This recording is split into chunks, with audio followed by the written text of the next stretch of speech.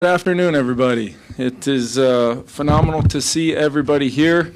Always, as you guys know, one of my favorite times of the whole season is the start of training camp. We've had a really productive and solid off season as an organization, but really when we truly enter this phase of the calendar where we are now building up day in and day out to opening the 2025 season, something we're very much looking forward to do, but in the short term, also getting to welcome fans back to our training camp, something that means the world to me. We love getting to host it right here at our facility and welcoming fans in. It always brings such an energy and just we feel the passion of our fans who enjoy coming out and getting an up close and personal look. And I want to hopefully invite as many of those fans that can come out and see us practice over the next few weeks. Very excited to get rolling. We'll open it up for questions here in a little bit, but I did want to update you guys, as you saw yesterday, with Gavin Bartholomew and Chaz Chambliss being the only two players that will start out on the PUP list. Gavin, he's been dealing with a low back injury and is working through that with our medical staff, and Chaz is dealing with a right foot injury and probably more in line with a return sooner rather than later, but we want to be smart with both those guys coming out of the summer break there. And then obviously with Christian Darasaw and Rondell Moore, Will Fries, all not going on PUP to start. Those guys have all, I want to highlight the work they put in this summer to put themselves in a position to be out on the grass practicing, all in different capacities, but we are very pleased with where those guys are at and their timelines to fully returning to daily participation. We have great plans and kind of on the calendar for those guys and cannot wait to see that kind of come to fruition. But really just want to highlight once again the work those guys put in throughout the off season to put themselves in this position.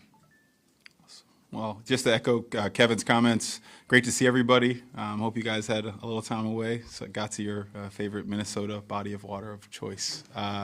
Really good to see you guys, though, but excited to be back, excited for training camp. It's always great to be around, professionals, chasing the best version of themselves, the environment, the building. Excited to get our fans back here on Saturday, like KO mentioned. So just excited for all of it. And really, we had a great spring. I think Kevin and his staff did a great job challenging guys, our football operations staff, performance and health, really pushed guys to get better, stronger, and a lot of them showed up in the same shape that they left with. And so we're excited about that. Really looking forward to learn about this team and how they evolve and grow throughout this season. It's that's what these seasons are, just opportunities to learn and grow and make decisions and look at the systems and schemes and teaching that we have here and how that's going to develop for this team. We've spent the off season really focusing on building the idea of the 2025 Vikings, and this is the time for Kevin, his great staff, our football operations staff, to really build the reality of what this team's going to be like. So we're excited to see that. We think we have the best staff in the league, and we're world-class at it, and I know that we're going to get the best out of this team. So with that, we'll take questions. Kevin, Harrison Phillips said something about JJ McCarthy kind of reminding him of Josh Allen, not necessarily in their different skill sets, but in the way that he carried himself as a player. I guess, what do you want to see from JJ in this camp as one of the youngest players on the team, on a veteran team, just taking the ball and running with it as a leader? Yeah, I think with JJ, probably what Harrison was referring to is just a presence. Leadership. I challenge our team every year. Leadership comes from all aspects of our team, our building, our organization, to positively impact each other. And JJ has proven from day one, after selecting him, that he has that. We knew that before we were fortunate enough to select him, that he had that kind of makeup. And I think the teammates here have responded to that.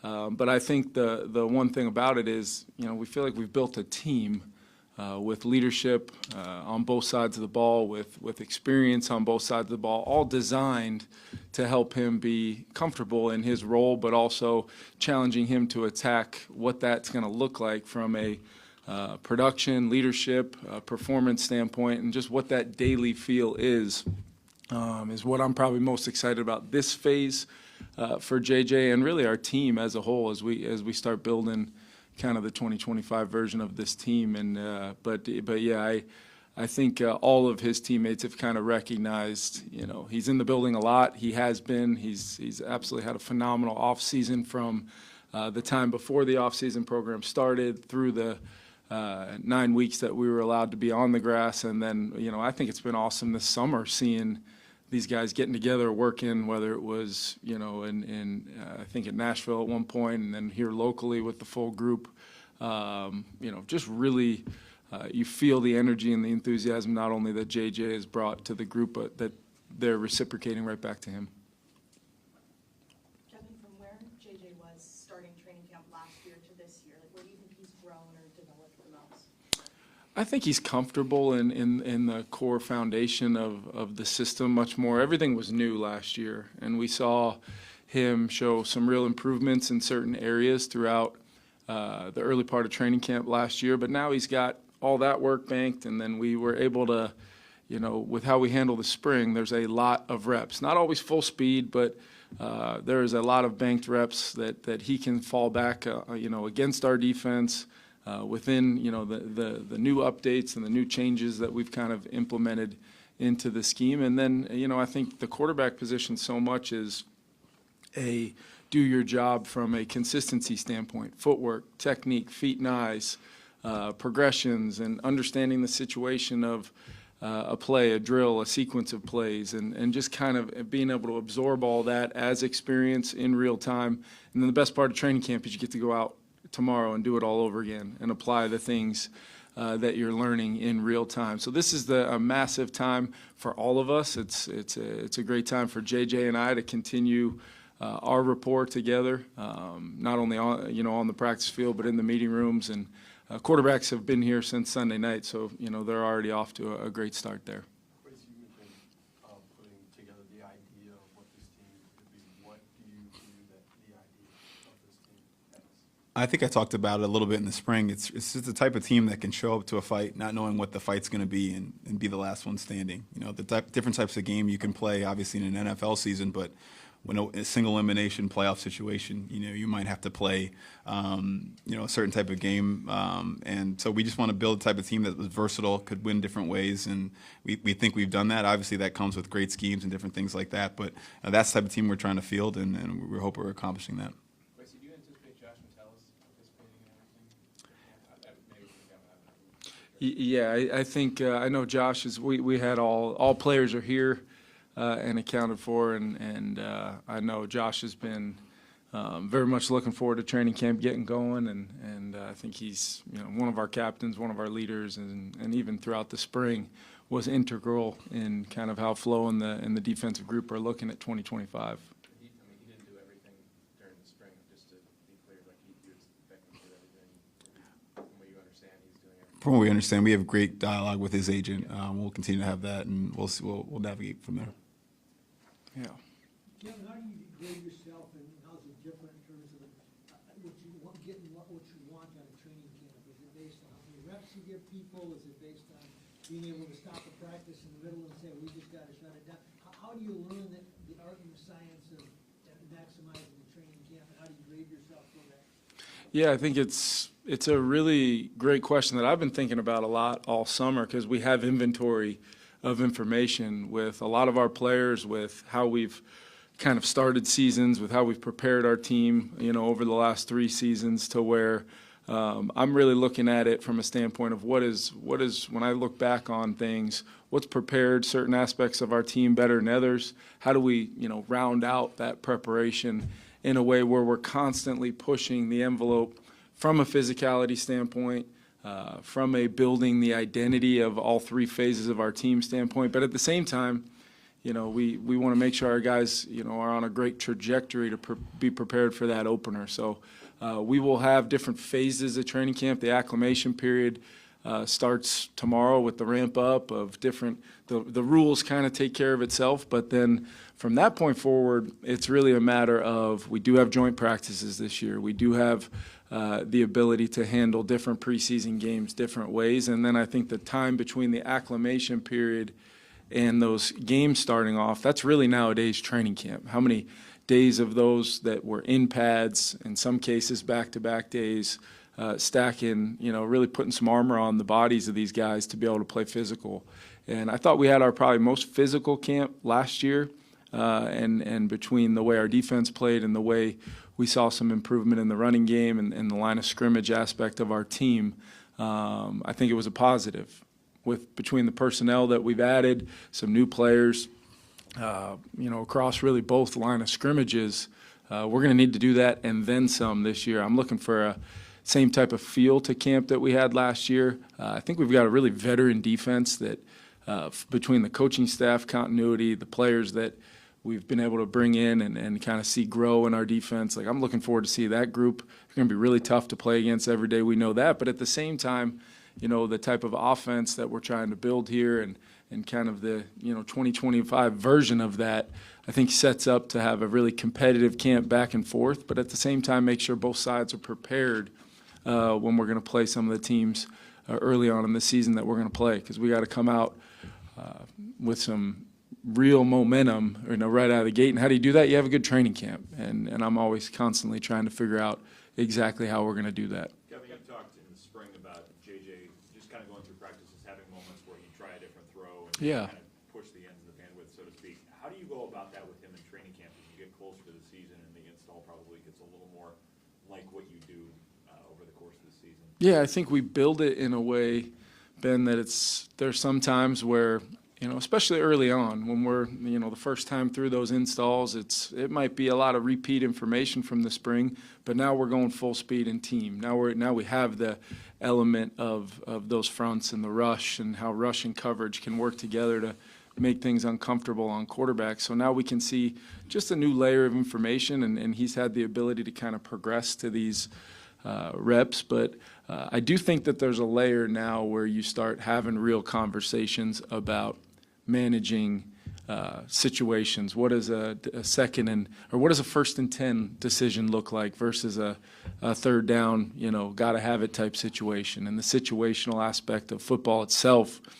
People want to talk about the game manager position of the quarterback. Hey, all 32 guys better manage the game or your team's going to lose. The best quarterbacks that have ever played this game and the best guys in the league right now do a great job managing their decision-making throughout games, and it can change from the ebbs and flows of a game, and I'd like to think during practices we can simulate that, and then the most important part of it is coming in, evaluating the tape, talking about the mindset of each throw, good or bad, and they're all learning moments. All experience matters when it comes to the quarterback development plan that we have here, and it's one of my favorite things about coaching.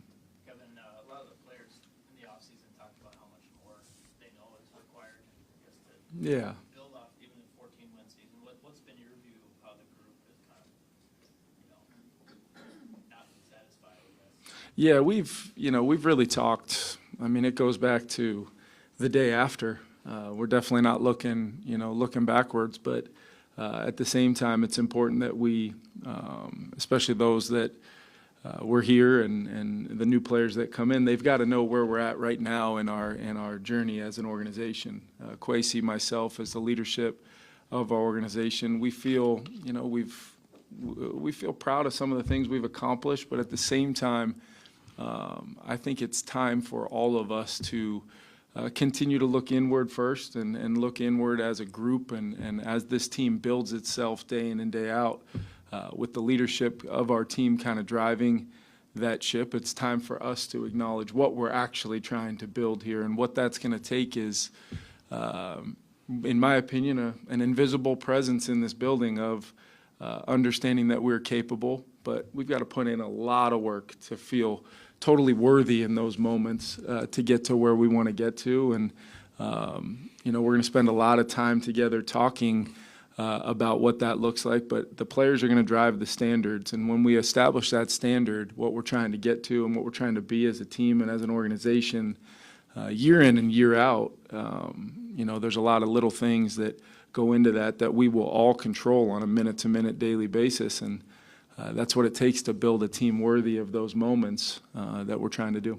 Kevin, Kwesi talks about being able to win multiple different fights. Like, how does that kind of play off of the play style and kind of mantra that you kind of installed last year? And kind of where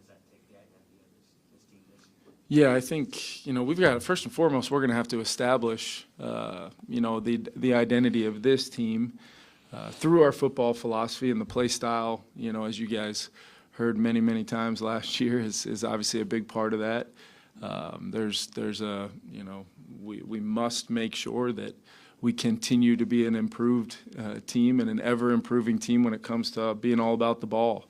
And I think our defense was a great example of, from the moment we started the off-season program last year all the way through the season, there's a reason why they ended up where they did, forcing turnovers all season long that were huge for us to win 14 games. And then offensively, coming off of, basically the midway point of the 2023 season, there was an urgency and an emphasis, that still must maintain to make sure we're where we need to be in that part of our football philosophy. And it goes on and on and on, and that's what we design practices the way we do. Once we get the pads on, how we're going to practice, how we're going to sequence situational football into that, how we're going to handle practices.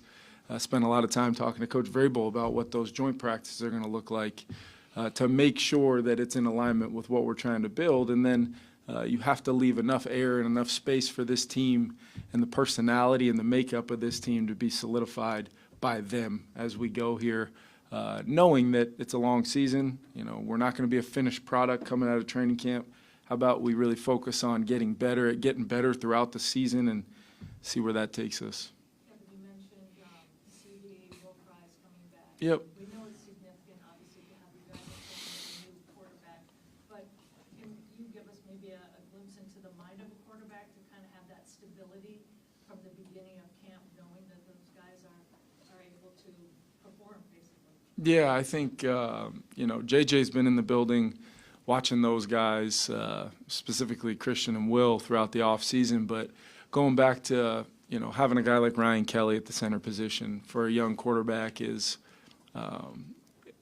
between the whistles, between the snaps, you can't have a more valuable piece for JJ in that huddle than a guy like Ryan Kelly, who really has been in all kinds of different offensive variations where he's had anywhere from total control at the line of scrimmage to Phillip Rivers, behind him as a quarterback. So it's really one of those things where I think first and foremost getting that continuity, continuing. They left off in a great place in the spring, but now we get the real reps against maybe the most difficult defense to practice against on a daily basis in the NFL, and then having a guy like Brian O'Neill. Out there, one of our true beacons of leadership, pillars of leadership every single day, setting the standard, has been, totally something that when I think back on 3 years, Brian O'Neill's name and face pops in my mind pretty quickly for helping me become the coach I am, and hopefully he feels like we've helped him out as well. But we lean on those guys. And then as Christian and Will continue to pick up their work throughout, Donovan, Blake, competitive situations all over the first unit, and really the depth we feel really good about as well. To answer your question, I think any quarterback, knowing how difficult it is with the type of fronts you're going to see week in and week out in the NFL, there's a reason why we went and got some of those guys to pair with some of the players that we feel very, very strongly about being our core to make up what we think is going to be a pretty strong unit. But that all has to go be solidified, and actually they're just names, on a sheet of paper right now. We got to make it come to life, and then over the course of the season, can we be as consistent as possible to show up and play a certain style every single week.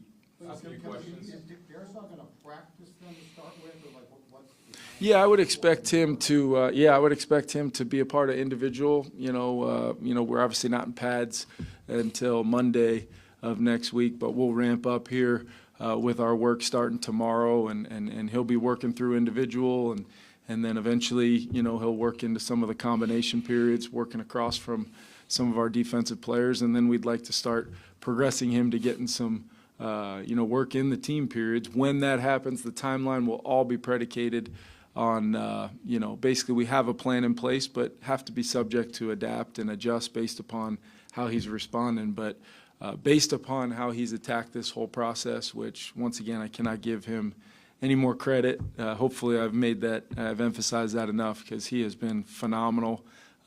his presence in the building every day. And this is all part of a plan that has been set in motion a long time ago, and we'll see how it goes with him. I would put Will, in a different kind of place where Will's, he's cleared, he's ready to go, and it's just a matter of ramping him up football-wise in our offensive systems from a comfort standpoint, and then he'll assume kind of hopefully a full allotment of reps here, and then we'll take a look at what that looks like as camp goes on. With Jordan Addison's case done in California, have you gotten any communication from the league in terms of when they'll make any decisions about discipline?